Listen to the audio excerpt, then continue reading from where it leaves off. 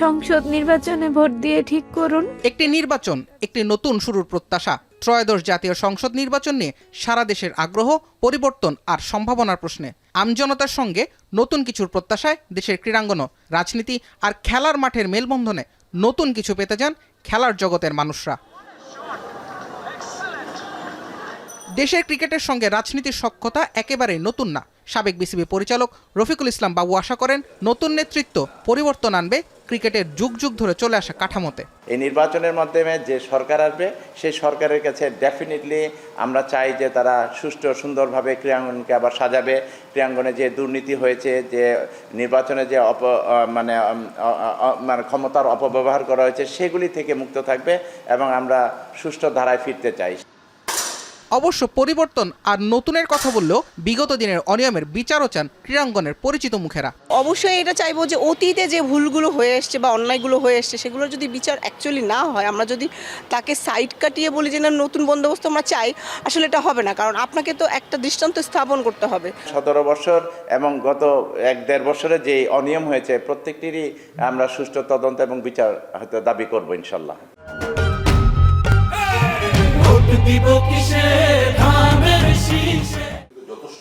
খেলার মাঠে রাজনৈতিক পৃষ্ঠপোষকতা থাকলেও দলীয়করণ মুক্ত এক পরিবেশ প্রত্যাশা করেন খেলোয়াড়, সংগঠক আর কোচেরা।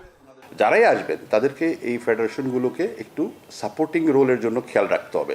এখন ওই যদি দলীয়করণের বেশি কোনো বিষয় থাকে বা দলের কোনো পলিটিক্যাল কোনো ব্যাকগ্রাউন্ড থাকে, ওনারাই ডিসাইড করবেন যে এখানে আসলে সাকসেসফুল দরকার না একটা সময় প্রান্তিকালের জন্য কমিটি করা। এরকম যদি ওনারা ডিসাইড না করতে পারেন তাহলে এটা কিন্তু সমস্যায় দাঁড়াবে। ক্রীড়াঙ্গনের সাথে রাজনীতি বেসিক্যালি সংশ্লিষ্ট হবে না, হবে সরকারে।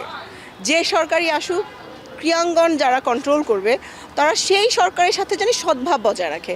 এইখানে দলীয়করণটা মুখ্য না, এখানে মুখ্যটা হচ্ছে যে সরকারের সাথে তাদের কমিউনিকেশনটা কেমন হবে। যারা সরাসরি রাজনীতির সাথে জড়িত কিন্তু স্পোর্টস ব্যাকগ্রাউন্ড থেকে আসছে, কারণ একজন নর্মাল মানুষ এবং একজন স্পোর্টস ব্যাকগ্রাউন্ড দুইটা কিন্তু সম্পূর্ণ আলাদা। একটা নর্মাল মানুষ এসে অনেক সময় বুঝতে পারে না যে আসলে কী করবে, কিন্তু একজন পলিটিশিয়ান যে হয়তো একদম ন্যাশনাল লেভেল, ইন্টারন্যাশনাল খেলেছে, ওরকম যদি কোনো ব্যক্তি আসে তাহলে আমাদের মনে করি স্পোর্টসের জন্য ভালো হয়। সপ্তাহ ঘুরলে বাংলাদেশ পাবে নতুন একজন প্রধানমন্ত্রী। দীর্ঘদিন পর ক্ষমতার কেন্দ্রে দেখা যাবে প্রথমবারের মতো উঠে আসা কাউকে। নতুনত্বের সেই আবহে ইতিবাচক হাওয়া বইবে দেশের খেলায়, এমনটাই প্রত্যাশা সবার। জুবায়ের আহমেদ, এখন, ঢাকা।